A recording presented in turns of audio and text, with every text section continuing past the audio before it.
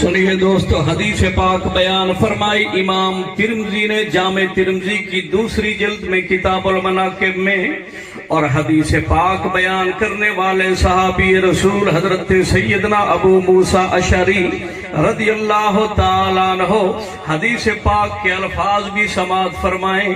وہ فرماتے ہیں خرج ابو طالب الی الشام وخرج معه النبی صلی اللہ تعالیٰ علیہ وسلم فی اشیاخ من قریش فلما اشرفوا علی الراہب حبطوا فحلوا رحالهم فخرج الیہم الراہب وکانوا قبل ذلك یمرون به فلا یخرج الیہم ولا یلتفت فهم یحلون رحالهم فجعل يتخللهم الراہب حتى جاء فاخذ بید رسول اللہ صلی اللہ تعالی علیہ وسلم وقال هذا رسول رب العالمین هذا سید العالمین یبعثہ اللہ تعالی رحمتا للعالمین فقال له اشیاخ من قریش ما علمك قال انکم حین اشرفتم من العقبۃ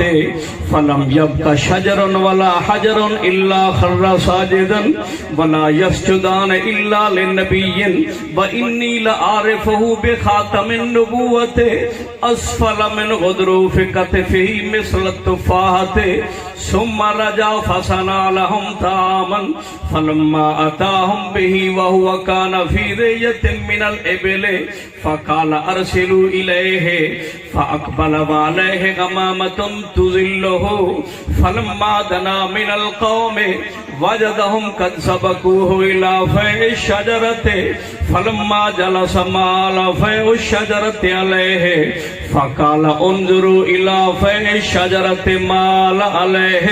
یہ حدیث پاک کے الفاظ تھے، میں نے اس لیے پڑھے تاکہ مجھے پڑھنے کا ثواب مل جائے، آپ کو سننے کا ثواب مل جائے۔ سبحان اللہ۔ پیر نعرہ رسالت، نعرہ رسالت، نعرہ حیدری، جشن عید میلاد النبی، جشن عید میلاد النبی، ماشاءاللہ، نعرہ تکبیر، نعرہ رسالت، نعرہ حیدری، نعرہ حیدری۔ کیونکہ جس طرح قرآن پاک کے الفاظ کا پڑھنا بھی ثواب اور سننا بھی ثواب، اسی طرح حضور اکرم صلی اللہ علیہ وسلم کی حدیث پاک کے الفاظ کا پڑھنا بھی ثواب اور سننا بھی ثواب۔ کتاب میں نے بتا دی، حدیث کی تیسرے نمبر کی کتاب جامع ترمذی دوسری جلد کتاب المناقب، بیان کرنے والا صحابی حضرت ابو موسیٰ اشعری رضی اللہ عنہ۔ الفاظ میں نے پڑھ دیے، میری ویڈیو بن رہی ہے، میرے الفاظ لے جائیں کسی عالم دین کے پاس، اپنی مرضی کے عالم کے پاس، کسی جماعت و مسلک کا، اس سے پوچھیں کہ اس میں کیا بیان ہے۔ لمبی حدیث پاک ہے، یہ اس وقت کا واقعہ اس میں بیان ہے جب میرے آقا علیہ الصلوۃ والسلام کی عمر مبارک 12 سال اور چند مہینے تھی۔ کتنا عمر تھی؟ 12 سال اور چند مہینے۔ اعلان نبوت سرکار نے کیا 40 سال کی عمر میں، اس سے تقریباً 27.5 سال پہلے کی یہ بات ہے، جب میرے نبی لڑکپن کے دور سے گزر رہے تھے۔ اس وقت خرج ابو طالب الی الشام، میرے آقا علیہ السلام حضرت علی المرتضی شیر خدا کرم اللہ وجہ الکریم کے والد گرامی حضور کے چچا حضرت ابو طالب کی پرورش میں تھے۔ ابو طالب تاجر تھے، سال میں 2 بار قرآن فرماتا ہے، ریلت الشتاء والصیف۔ سورت قریش میں اللہ پاک فرماتا ہے کہ قریش کے جو تاجر تھے نا، وہ تجارت کرتے تھے مکے سے شام، شام سے مکے، مکے سے یمن، یمن سے مکے، سال میں 2 بار جاتے تھے، سردیوں میں بھی اور گرمیوں میں بھی۔ ابو طالب نے قافلہ بنایا اور فرمایا کہ آ جاؤ تاجروں، ملک شام چلتے ہیں، یہاں سے سامان خریدیں گے وہاں بیچیں گے، وہاں سے خریدیں گے یہاں بیچیں گے۔ یہ پیشہ تھا ان کا تجارت۔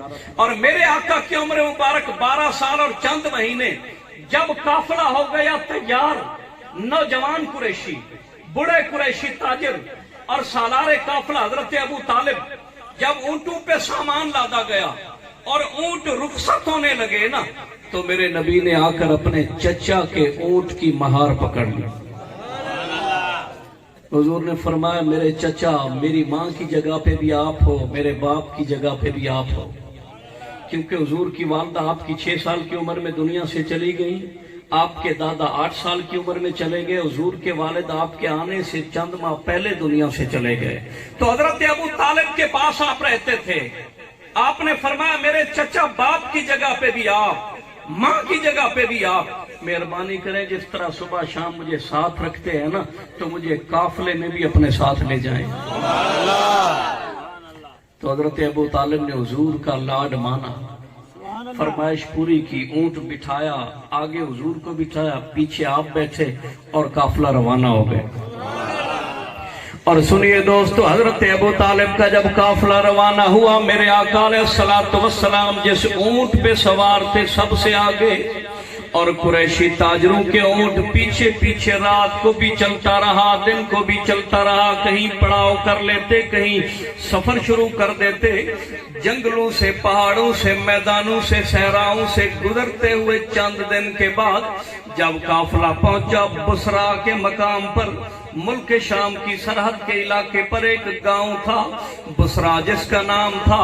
वहां रास्ते के किनारे पर एक आदमी ने झोपड़ी बनाई हुई थी जिसका नाम जुर्जीस था। उसको बुहैरा राहिब कहते थे, इबादत गुजार था, तौरात का भी आलिम, जबूर का भी आलिम, इंजील का भी आलिम। यहाँ आके क्यों बैठ गया? ये कोई मामूली आदमी नहीं था, बहुत बड़ा आलिम। जब तौरात में आखिरी नबी की निशानियां पढ़ी, इंजील में पढ़ी, जबूर में पढ़ी, तो उसने सोचा यार मैं बड़ा महरूम शख्स हूँ, पिछले जितने अंबिया किराम गुजरे मैंने किसी की जियारत नहीं की, क्योंकि मैं उनके दौर के बाद पैदा हुआ। लेकिन एक नबी तो रहता है, आखिरी नबी, नबियों का सरदार तो रहता है, जिसकी निशानियां तौरात में भी है, इंजील में भी है, जबूर में भी है। मैं जाऊंगा उस रास्ते पे झोपड़ी बनाऊंगा जिस रास्ते में निशानियां हैं कि वो नबी यहाँ से गुजरेगा, उसका काफिला यहाँ से गुजरेगा। झोपड़ी बना के इंतजार करूंगा, हर साल उसकी आमद का इंतजार, हर महीने हर दिन करूंगा। अगर मेरे नसीब में हुआ तो उस नबी की जियारत भी करूंगा, उसकी उम्मत में भी शामिल होऊंगा, और अगर नहीं मेरे नसीब में हुआ तो उसके इंतजार में जिंदगी खत्म हो जाएगी, तो ये भी उसकी मोहब्बत का मकाम मिल जाएगा। और आशिक अपने महबूब के इंतजार में जियारत मुस्तफा के लिए हर दौर में, हर इलाके में, हर रंग व नस्ल व कौम से ताल्लुक रखने वाले हर जुबान के अंदर अपने रब्बे कायनात से सरकार की जियारत की दुआएं इस अंदाज में करते हैं। एक आशिक के सादिक ने तर्जुमानी की अपने शेर के अंदर, वो फरमाता है कि रो रो के कहते हैं कि या रब हो रे न मंगा तैथों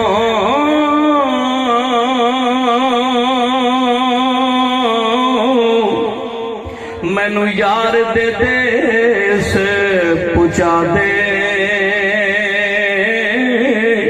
जिथे झाड़ू देण फरेश्ते ओ सोना शहर वखा दे, ते जिन्ना गलियां विच मेरा सोना टुरिया, उन्हां गलियां दी खाक बना दे, ते आजम तेजे करम कमावे, ते इनू यार दी दीद करा दे। मिलके बोले सुभान अल्लाह।